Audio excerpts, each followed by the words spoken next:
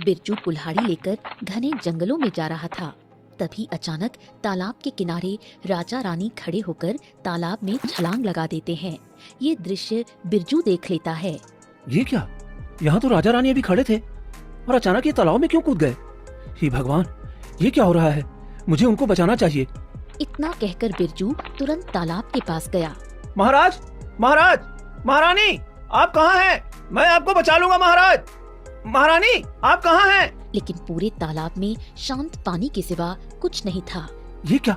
मैंने तो अभी देखा था कि महाराज और महारानी अभी इसी तालाब में छलांग लगाई थी, लेकिन यहाँ तो कुछ भी नहीं है। पूरा पानी भी शांत है। ये कैसे हो सकता है भला? महाराज और महारानी कहाँ जा सकते हैं? बिरजू परेशान हो गया और घर वापस लौट आया। क्या हुआ जी? आप आज बिना लकड़ियाँ लिए ही चले आए? सब ठीक तो है ना? और आप इतने परेशान क्यों दिख रहे हैं?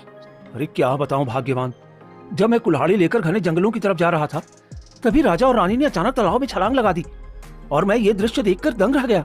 लेकिन जैसे ही तालाब के पास गया तो देखा राजा और रानी गायब थे। ये कैसे हो सकता है?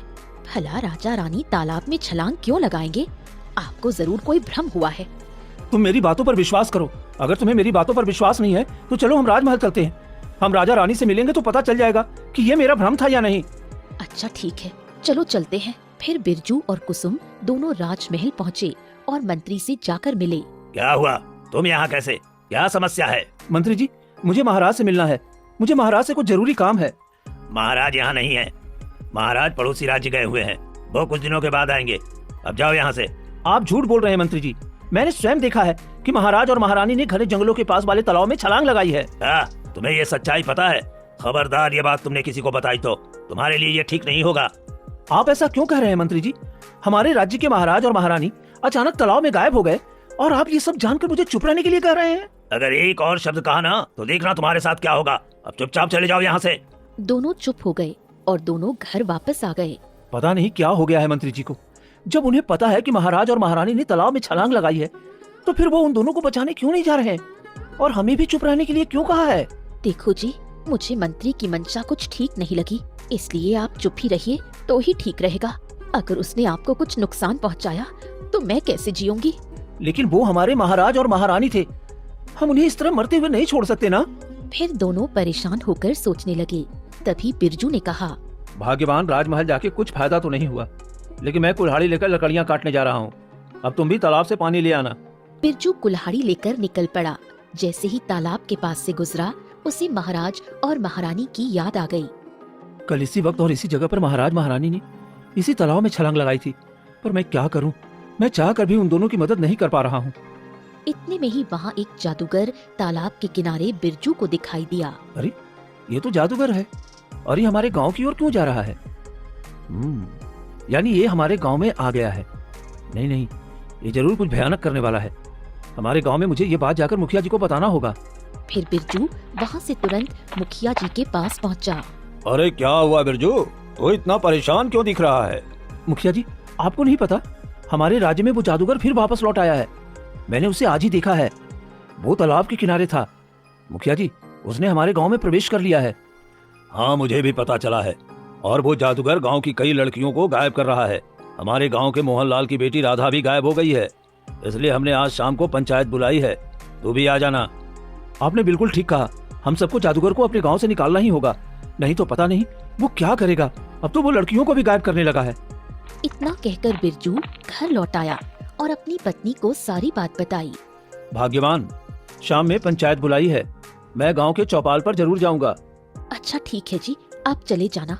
फिर थोड़ी ही देर बाद शाम हो गई और सभी गांव वाले चौपाल पर इकट्ठा हो गए। सभी लोग ध्यान से सुनो। जैसा कि सबको पता है, जादूगर बहुत सालों के बाद हमारे गांव में फिर लौट आया है और वो हमारी कई लड़कियों को गायब कर चुका है।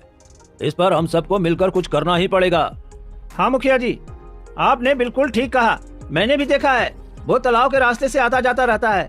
ऐसे में तो पता नहीं वो हमारे गांव में क्या कर बैठेगा। इसीलिए हमें कुछ बड़ा कदम उठाना होगा। मुखिया जी, अब तो एक ही उपाय बचा है कि हम सब मिलकर उस जादूगर को इस गांव से निकाल दें। ठीक कहा, लेकिन हम लोग आम इंसान हैं। हम भला जादूगर का सामना कैसे कर पाएंगे? चलो हम सब मिलकर आज ही महाराज के पास चलते हैं। महाराज कोई उपाय जरूर बताएंगे। हाँ, आपने बिल्कुल ठीक कहा। महाराज इतने अच्छे हैं वो जरूर जादूगर को भगाने का उपाय बताएंगे। चलो भाइयों, राजमहल चलते हैं। फिर सभी राजमहल पहुँचे। तुम लोग यहाँ क्यों आए हो? मंत्री जी, हमें महाराज से मिलना है। अरे गांव में बहुत बड़ी विपत्ति आ चुकी है। नहीं मुखिया जी, महाराज अभी राज्य के काम से दूसरे राज्य गए हैं, उनको आने में समय लगेगा, इसलिए तुम सब यहाँ से चले जाओ। आप कितनी असत्य बातें कर रहे हैं मंत्री जी। हमें पता है महाराज उस तालाब में गए हैं, फिर आप ये सच्चाई क्यों छुपा रहे हैं? मैं तुम्हें कितनी बार कह चुका हूँ, जो बोल दिया उसे पुनः मत कहना। अब चले जाओ यहाँ से, अगर अपनी जान बचाना चाहते हो तो। इतना कहकर मंत्री वहाँ से चले जाते हैं। अरे बिरजू, आखिर तू क्या कह रहा था महाराज के बारे में? मुखिया जी, अब आपसे क्या छुपाना। महाराज महारानी हमारे जंगल वाले तालाब में छलांग लगाई थी और वो दोनों उस तालाब में गायब हो गए। मैंने अपनी आंखों से देखा था। ये तो बहुत गंभीर बात है। अब तो पता नहीं हम लोगों के साथ क्या होने वाला है। फिर सभी परेशान होकर अपने अपने घर लौट आए। क्या हुआ जी, आप बहुत परेशान लग रहे हो। क्या बताऊं भाग्यवान, अरे सभी गांव वाले राजमहल गए तो मंत्री ने फिर झूठ बोला और किसी को महाराज के बारे में सच नहीं बताया। देखो जी, मुझे ये सब ठीक नहीं लग रहा है। जरूर कुछ गहरा रहस्य है, इसलिए आप इन चक्करों में मत पड़ो। मैं नहीं चाहती कि आपके साथ कुछ गलत हो। कुसुम परेशान होकर घर के अंदर चली गई। फिर बिरजू कुल्हाड़ी लेकर घने जंगलों से जा रहा था कि तभी एक सुंदर औरत सफेद कपड़ों में उसके सामने आकर खड़ी हो गई। तुम कौन हो और मेरे रास्ते में क्यों खड़े हो? मुझे आगे जाने दो, मुझे लकड़ियां काटनी है। तुम आगे नहीं जा सकते, तुम्हें मेरे पास ही आना पड़ेगा। देखो, तुम्हारी ये बातें बेमतलब है। भला मैं तुम्हारे पास क्यों आऊंगा? जाओ यहाँ से। मैं जानती हूँ कि तुम पिछले कई दिनों से परेशान हो, राजा रानी के बारे में जानना चाहते हो और गांव की कई लड़कियां गायब हैं। क्या तुम ये सब नहीं जानना चाहोगे? तुम कौन हो और ये सब कैसे जानती हो? हाँ, मुझे ये सब जानना है। और लड़कियां कहाँ गायब हो रही हैं? ठीक है, मैं तुम्हें सब बता दूंगी, बस तुम मेरे कहे अनुसार चलो। ठीक है, मैं कुछ भी करने को तैयार हूँ, बस बताओ वे सब कहाँ हैं? तुम शाम को उसी जगह आना जहाँ राजा रानी गायब हुए थे। ठीक है, मैं जरूर आऊंगा, मैं उनको बचा कर रहूंगा। फिर बिरजू घर पहुंचा और सोच में पड़ गया। अरे ये क्या रहस्य है? वो कौन औरत थी जो मुझसे मिली थी? चलो, वैसे भी शाम हो चुकी है तो मैं जाकर पता कर लेता हूँ। अब शाम हो चुकी थी, तब बिरजू घर से निकलने वाला था। आप इस समय कहाँ जा रहे हैं? मैं अपने एक दोस्त के पास जा रहा हूँ। चिंता मत करो, खाना खाकर सो जाना, मैं आ जाऊंगा। फिर बिरजू तालाब के पास पहुंचा, जहाँ वो औरत पहले से बिरजू की प्रतीक्षा कर रही थी। तुम तो यहाँ पहले से ही हो। अब बताओ, वे सब कहाँ गए? तुम्हारा उनसे कोई संबंध भी नहीं है, फिर तुम उनकी इतनी चिंता क्यों कर रहे हो? नहीं, मैं कई दिनों से चिंतित हूँ। मेरे आंखों के सामने राजा रानी ने इसी तालाब में छलांग लगाई थी और मैं उन्हें बचा भी नहीं पाया। गांव की कई लड़कियां गायब हो रही हैं, सबकी चिंता है। मैं नहीं चाहता कि किसी के साथ कुछ बुरा हो। तुम सबका भला सोचते हो, अपने बारे में भी कुछ सोच लो। अगर तुम ये सब सच जान जाओगे तो तुम्हारी जान भी जा सकती है। अब भी वक्त है, तुम पीछे हट सकते हो। नहीं, मैं पीछे नहीं हट सकता। मैं सबको बचाऊंगा, चाहे जो हो जाए। तभी तेज रोशनी फैली और वो औरत जादूगरनी में बदल गई। ये क्या हो रहा है? तुम कैसे जादूगरनी बन सकती हो? अरे तुम तो साधारण औरत थी। नहीं, मैं साधारण औरत नहीं, मैं जादूगरनी हूँ। मेरा पति जादूगर है, उसके कहने पर ही मैं तुम्हें यहाँ बुलाने आई थी। तुमने मुझे धोखा दिया है। मैं तुम पर विश्वास करके यहाँ आया था। बताओ, आखिर महाराज और बाकी गांव की लड़कियां कहाँ हैं? मुझे क्षमा कर दो। मैं चाहकर भी तुम्हें ये सब नहीं बता सकती। मैं तुम्हें अपने पति के आदेश पर यहाँ ले आई थी, अब तुम्हें अपनी जान देनी पड़ेगी। तुम एक औरत होकर इतनी सारी लड़कियां गायब कर रही हो। अरे तुम्हारे अंदर ममता है कि नहीं? अगर तुम्हारी भी बेटी होती तो क्या तुम ऐसा करती? मेरे पास कोई बेटी ही नहीं है, इसलिए मुझे अफसोस करने की कोई जरूरत नहीं है। तभी जादूगर वहाँ आ जाता है। तुम्हारी हिम्मत कैसे हुई बिरजू? तुमने पूरे गांव में बताया कि महाराज और महारानी इस तालाब से गायब हो गए। तुम वही जादूगर हो ना जो नाव से इस तालाब पर उतरा था? तुमने ही सब कुछ किया होगा। तुमने सबको गायब किया है। हाँ, मैंने ही सबको गायब किया है और अपनी दुनिया में कैद किया है। तुमने सबको बता दिया, इसलिए मेरा राज उजागर हो गया। मैं तुम्हें इसकी सजा दूंगा और तुम्हें मृत्यु दंड मिलेगी। तुम बहुत गलत कर रहे हो। महाराज और महारानी और बाकी लड़कियों को छोड़ दो, वरना तुम्हें भारी कीमत चुकानी पड़ेगी। तुम जैसा साधारण लकड़हारा मेरा क्या बिगाड़ सकता है? अब तुम भी मरोगे। मेरा जो वर्षों का सपना है वो पूरा होगा और तुम्हारी वजह से ये राज सामने आ गया। अगर तुमने उन्हें नहीं देखा होता तो शायद कोई जानता तक नहीं। तुमने सबको बता दिया है, इसीलिए तुमको तो मरना पड़ेगा। जादूगर अपना जादू करता है और बिरजू वहाँ से गायब हो जाता है। तुमने ऐसा क्यों किया? मैं तुम्हारे कहने पर इसे यहाँ लाई थी और तुमने इसे ही गायब कर दिया। तुम ये क्यों कर रहे हो? चुप रहो, तू मेरी पत्नी है और जैसा मैं कहूँगा वैसा ही करोगी। मुझसे सवाल करने का तुझे कोई अधिकार नहीं। जादूगर वहाँ से चला गया। मैं कैसे इन लोगों को बचाऊं?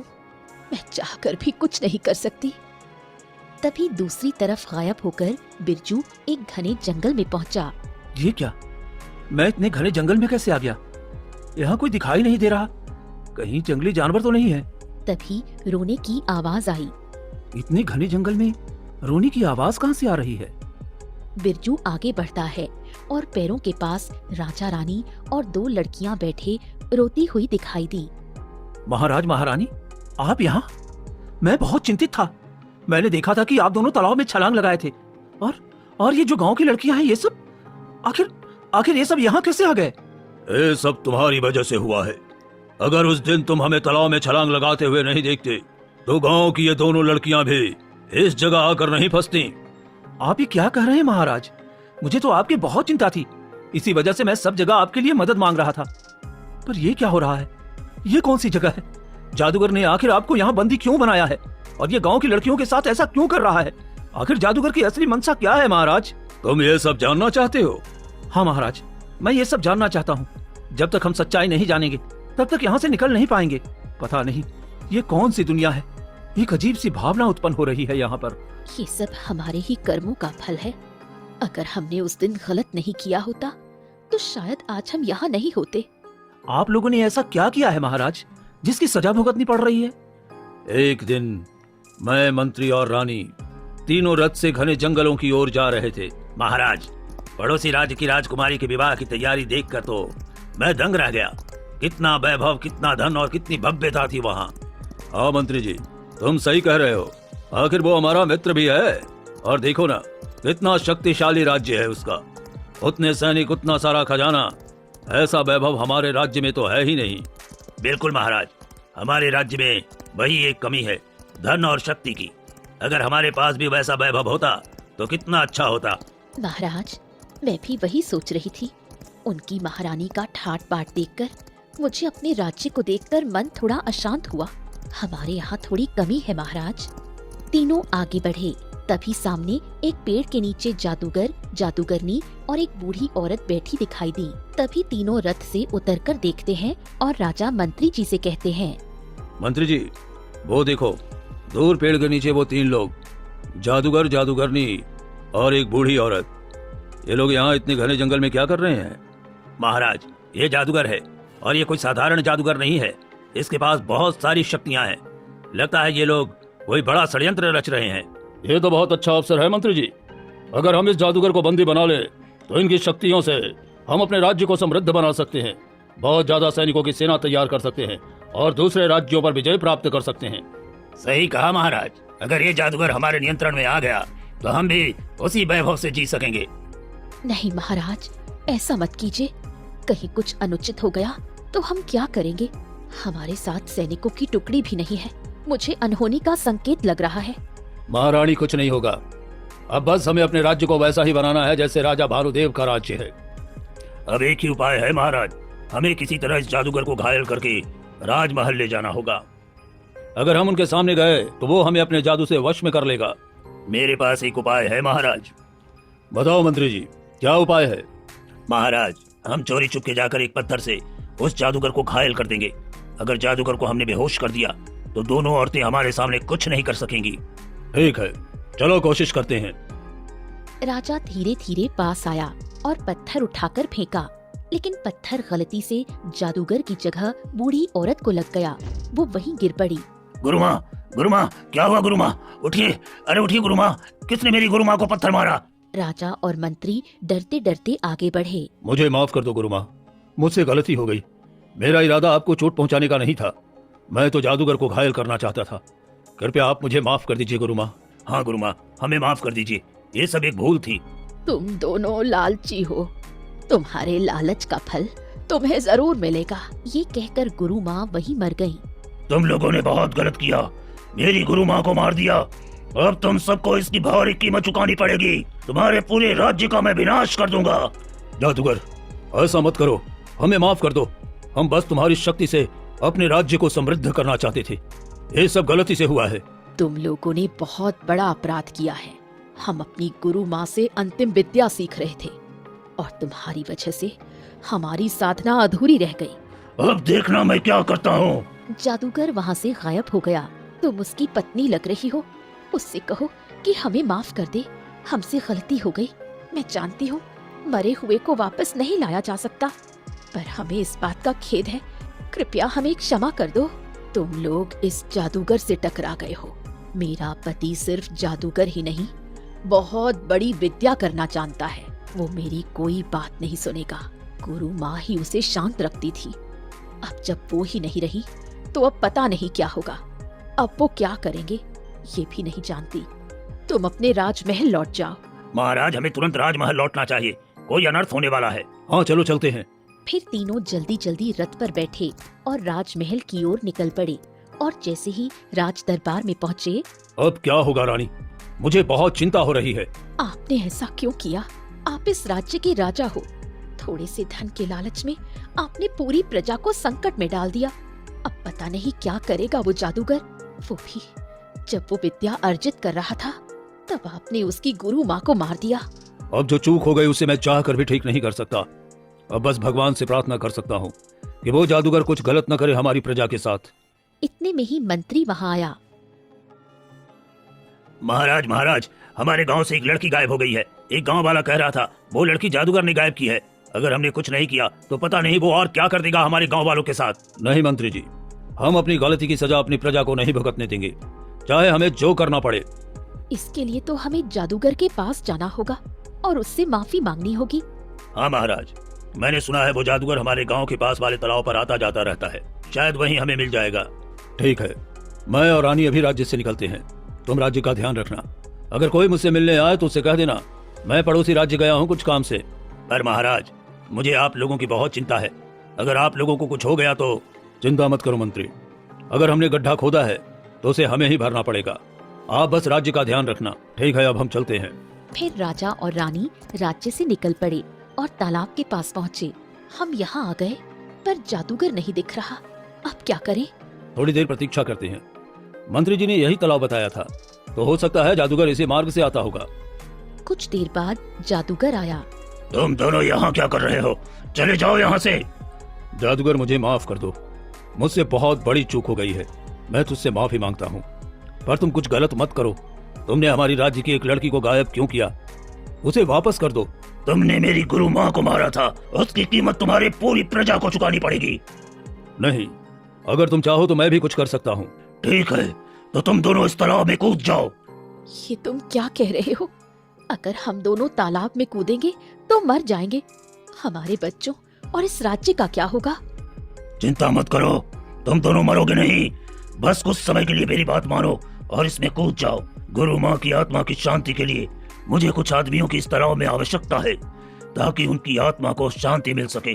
फिर तुम लोगों को बाहर निकाल दूंगा और लड़कियां भी फिर इस तालाब में नहीं आएंगी।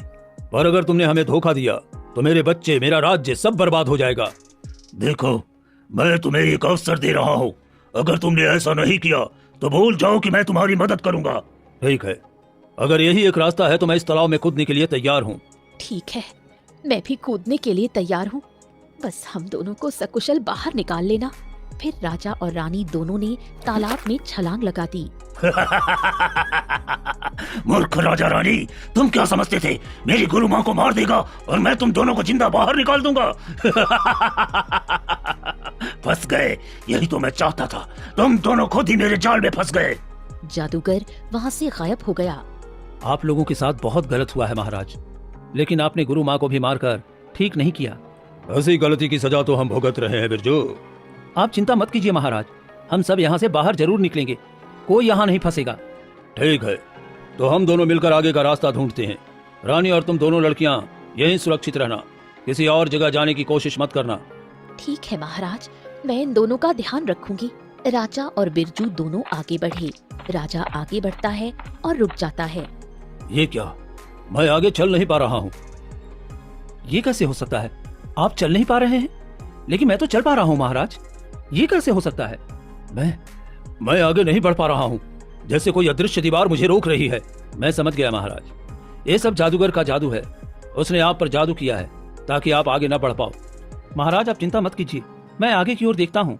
बिरजू आगे बढ़ता है। थोड़ी दूरी पर उसे एक पक्षी घायल अवस्था में मिलता है। यहाँ तो एक घायल पक्षी पड़ा है, मुझे इसकी मदद करनी चाहिए। बिरजू पक्षी को उठाकर जंगल से कुछ औषधि पत्ते तोड़कर उसके पंख पर लगाता है। तुमने मेरी जान बचाई, तुम्हारा बहुत बहुत धन्यवाद। तुम बोल सकती हो, तुम कोई साधारण पक्षी नहीं लगती। हाँ, मैं कोई साधारण नहीं, मैं एक जादुई पक्षी हूँ। बताओ, तुम इस विचित्र दुनिया में क्या कर रहे हो? तुम यहाँ किस लिए आए हो? हाँ, हम यहाँ नहीं आए, हमें यहाँ कैद किया गया है। एक जादूगर ने हमें राजा, रानी और 2 लड़कियों को तालाब के नीचे वाली इस विचित्र गुफा की दुनिया में कैद कर लिया है। हम बाहर निकलना चाहते हैं, बस हमें कोई रास्ता बता दो। तुम लोग यहाँ से बाहर नहीं जा सकते। ये जादूगर की दुनिया है और जादूगर की मर्जी के बिना कोई यहाँ से बाहर नहीं जा सकता। मुझ पर दया करो, किसी तरह मुझे यहाँ से बाहर जाना है। तुमने मेरी जान बचाई है, इसलिए मैं तुम्हारी मदद करूँगी। ठीक है, राजा और रानी ने गुरु माँ की हत्या की है, तो तुम मन में गुरु माँ से क्षमा मांगो और फिर जादूगर को याद करो। जादूगर यहाँ जरूर आएगा। मैं जाकर छिप जाती हूँ। अगर जादूगर ने मुझे देख लिया तो वो मुझे दंडित करेगा, क्योंकि उसने मुझे यहाँ पर सब पर नजर रखने के लिए रखा है। पर मैंने सच बता दिया। अब मैं चली जाती हूँ और छिप जाती हूँ। पक्षी पेड़ के पीछे छिप गई और बिरजू ने आंखें बंद कर ली। हे गुरु माँ, क्षमा कर दीजिए, महाराज से गलती हो गई। उन्हें आपको मारना नहीं चाहिए था। उनकी गलती की सजा हम लोगों को क्यों मिल रही है? हमें क्षमा कर दीजिए जादूगर जी, हमें क्षमा कर दीजिए और हमारी मदद कीजिए। तभी तेज रोशनी हुई और जादूगर प्रकट हुआ। तुमने मुझे यहाँ पर क्यों बुलाया है? मैंने गुरु माँ से माफी मांग ली है, उन्होंने हमें माफ कर दिया। अब आप भी हमें माफ कर दीजिए और हमें इस तालाब की दुनिया से बाहर निकाल दीजिए। नहीं, तुम लोग यहाँ से बाहर जा नहीं सकते। मेरे पास इतनी विद्या नहीं है कि मैं तुम्हें यहाँ से बाहर निकाल दूं। मैं केवल इस मायावी दुनिया में लोगों को ला सकता हूँ। बाहर ले जाने की विद्या मैं गुरु माँ से सीख ही रहा था, पर तुम्हारे राजा ने मेरी गुरु माँ को मार दिया। तो अब हम क्या करें? मैं तुमको एक रास्ता बताता हूँ। तुम्हें एक नीले रंग का फूल ढूंढना होगा, उसकी सुगंध से ही तुम यहाँ से बाहर निकल पाओगे। जादूगर वहाँ से चला गया। तभी पक्षी आई। तुम्हें रास्ता बता दिया ना जादूगर ने? हाँ, उसने रास्ता तो बता दिया। एक नीला रंग का फूल मुझे ढूंढना होगा जो यही इस विचित्र दुनिया में है, लेकिन वो फूल मुझे कहाँ मिलेगा, मुझे कुछ समझ में नहीं आ रहा। यहाँ से तुम सीधे एक गुफा में चले जाओ। उस गुफा में तुम्हें तपस्या करनी है और वहाँ चाहे राक्षस आए या डायन, तुम्हें डरना नहीं है। तुम्हारा बहुत बहुत धन्यवाद दोस्त, तुमने मेरी बहुत मदद की है। अब मैं चलता हूँ। इतना कहकर बिरजू वहाँ से निकल पड़ा। थोड़ी दूर जाने के बाद वो गुफा में चला गया और बैठकर तपस्या करने लगा। कुछ देर में एक राक्षस वहाँ आया। उठ जा, तू क्या कर रहा है यहाँ? चला जा, नहीं तो मैं तुझे खा जाऊंगा। तेरे हाथ पैर सब कच्चा चबा जाऊंगा। अगर यही मेरे भाग्य में लिखा है तो तुम मुझे खा लो, इसमें डरने की कोई बात नहीं है। तुझे डर नहीं लगता? मैं राक्षस हूँ, इंसानों को खाता हूँ। वैसे भी इंसानों को एक न एक दिन तो मरना ही है। अगर मुझे खाने से तुम्हारा पेट भर जाएगा तो मुझे खा लो। अरे तू तो बड़ा विचित्र मनुष्य है। तो पहला मानव है जिसे मृत्यु से डर नहीं लगता। मैं ऐसे मानव को नहीं खाता जिसे मौत से भय न हो। मैं तो उन्हीं को खाता हूँ जो डरते हैं। इतना कहकर राक्षस वहाँ से चला गया। धन्यवाद दोस्त, तुमने पहले ही कहा था कि डरना मत। अगर मैं डर गया होता तो आज मारा जाता। बिरजू फिर से तपस्या करने लगा। 2 दिन बीत गए। तभी अचानक जमीन के नीचे से एक बीज प्रकट हुआ। ये क्या? जमीन से एक बीज निकला है? इसका मतलब इसमें पौधा भी निकलेगा और फिर फूल भी। यानी मैं सही रास्ते पर हूँ। मुझे तपस्या जारी रखनी चाहिए। वो फिर ध्यान में बैठ गया। तभी एक परी प्रकट हुई। तुमने अपना ध्यान भंग क्यों किया? तुम इतनी अच्छी तपस्या कर रहे थे, फिर एक बीज देखकर ध्यान क्यों तोड़ दिया? आप कौन हैं और ये सब क्यों कह रही हैं? मैं इस जंगल की रानी हूँ, एक परी। तुमने ये परीक्षा भंग की है, इसलिए तुम्हें एक और परीक्षा देनी होगी। क्या करूं मैं तो सफलता से इतना करीब था, मेरी गलती से सब टूट गया। बताइए अब क्या करना होगा? अब तुम यहाँ से आगे जाओ और कोई अच्छा काम करो। जब तुम सच्चे मन से अच्छा कर्म कर लोगे, तब तुम्हें वो जादुई फूल मिलेगा। लेकिन मैं यहाँ कोई अच्छा कर्म कैसे करूंगा? ये तुम्हें स्वयं सुनिश्चित करना होगा। मैं इस जंगल की रानी हूँ, मेरे आदेश का पालन करो और जाओ। बिरजू वहाँ से आगे बढ़ गया। हे भगवान, मैंने ऐसा क्या कर दिया? मैं ध्यान कर रहा था और एक बीज देकर लालच में पड़ गया। अगर ऐसा ना होता तो मैं महाराज और रानी को अब तक इस जंगल से मुक्त करा चुका होता। अब पता नहीं वो फूल कब और कहाँ मिलेगा। चलते चलते वो देखता है कि रास्ते में एक बूढ़ा व्यक्ति बैठा है। ये जंगल तो मायावी है, यहाँ ये बूढ़ा कैसे आ गया? लगता है भूखा है, मुझे इसकी मदद करनी चाहिए। बिरजू उसके पास गया। बाबा, आप यहाँ क्या कर रहे हैं? बेटा, मैं कई दिनों से भूखा हूँ, कुछ खाने को दे दो। यहाँ तो कुछ खाने को नहीं है बाबा। और आप इस जंगल में आए ही क्यों? ये कोई साधारण जंगल नहीं है। मैं कुछ नहीं बता सकता बेटा, बस मुझे भूख लगी है, थोड़ा खाना दे दो। मुझे तो वो जादुई फूल लाना था, लेकिन इस बूढ़े को भूखा कैसे छोड़ दूं? ये तो गलत होगा। ठीक है बाबा, मैं आपके लिए कुछ फल लेकर आता हूँ। वो जंगल से फल तोड़कर लाया और उसके सामने रख दिया। बाबा, ये फल खा लीजिए। फिर बूढ़े व्यक्ति ने जल्दी जल्दी फल खा लिया। मेरा पेट भर गया बेटा, तू भी कुछ खा ले और बता, तू कहाँ जा रहा है? ये मैं आपको नहीं बता सकता बाबा, मुझे आगे जाना है। इतना कहते ही तेज रोशनी फैली और वो बूढ़ा व्यक्ति परी में बदल गया। आप तो वही परी हैं। हाँ, मैं ही थी। ये तुम्हारी परीक्षा थी। तुमने बहुत अच्छा कर्म किया और मेरी मदद की, इसलिए अब मैं बताती हूँ वो फूल कहाँ है। कहाँ है वो फूल? बताइए ना।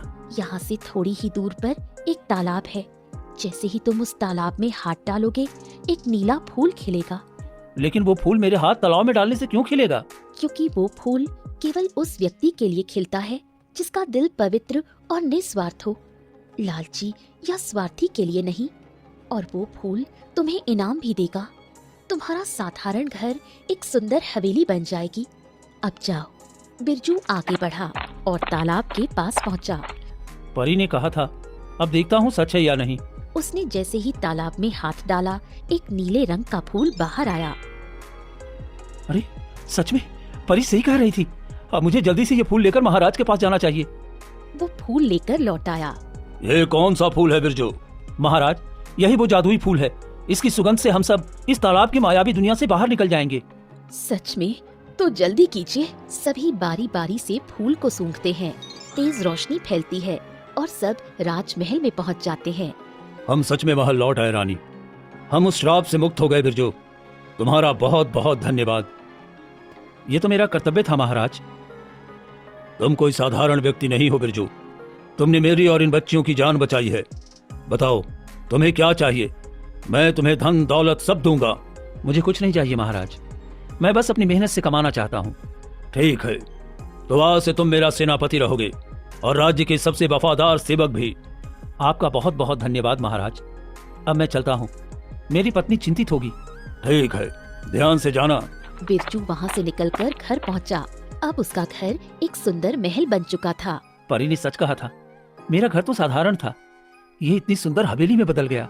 कुसुम जैसे ही बिरजू को देखती है, दौड़कर उसके गले लग जाती है। क्या हुआ भाग्यवान? अरे शांत हो जाओ, देखो मैं आ गया हूँ। आप कहाँ रह गए थे? मैं बहुत चिंतित हो गई थी और जैसे ही मैं घर आई, ये अपना साधारण घर महल में बदल गया। ये क्या हो रहा है? ये सब किस्मत का फल है, अब हमें इसी में खुश रहना चाहिए। कुछ तो बताइए, क्या हुआ था? याद है राजा रानी जो तालाब में कूदे थे? हमने उसी रहस्य को सुलझाया है। उसी की खुशी में हमें यह वरदान मिला है, अब हमारी जिंदगी अच्छे से बीतेगी। उस दिन के बाद दोनों पति पत्नी मेहनत और ईमानदारी से जीवन बिताने लगे।